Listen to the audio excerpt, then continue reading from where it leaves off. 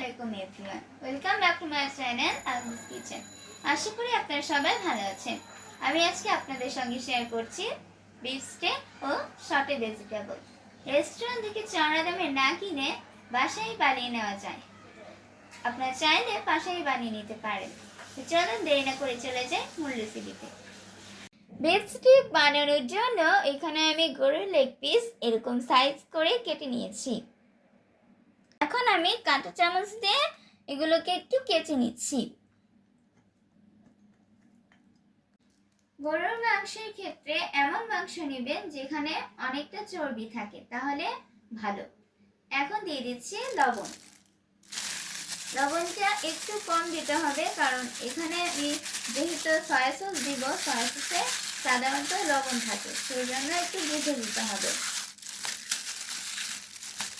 এখন দিয়ে দিচ্ছি গোলমরিচের গুঁড়ো। খুব ভালোভাবে মেখে নিব। এবারে দিচ্ছি 2 চামচ সয়া সস।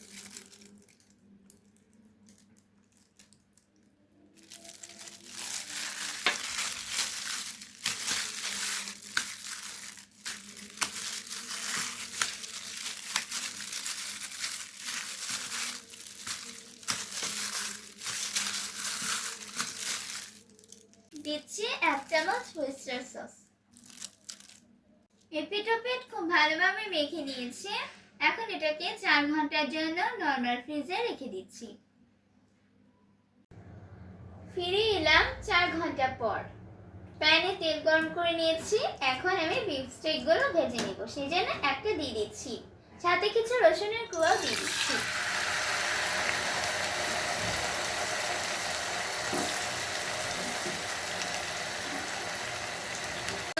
হয়ে গিয়েছে, এখন আমি উল্টে দিচ্ছি। এখন দিয়ে দিচ্ছি মিক্স হার্ব।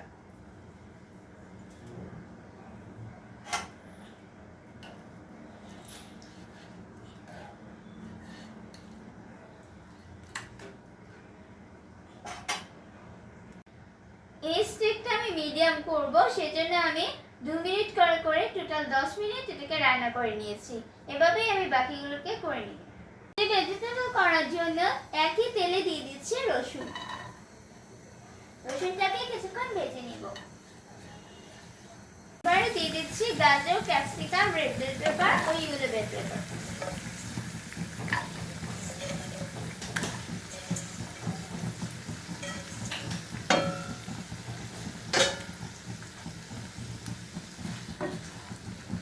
দিচ্ছি পরিমাণ মতো লবণ। ভেজিটেবল গুলো সটে করা হয়ে গিয়েছে। তৈরি হয়ে গিয়েছে বিফ স্টেক। আশা করি এই রেসিপিটি আপনাদের অনেক ভালো লেগেছে। যাদের ভালো লেগেছে তারা অবশ্যই লাইক, কমেন্ট ও শেয়ার করতে ভুলবেন না। সেই সাথে আমার চ্যানেলটি সাবস্ক্রাইব করার অনুরোধ জানিয়ে আজকে এখানে বিদায় নিচ্ছি। আল্লাহ হাফেজ।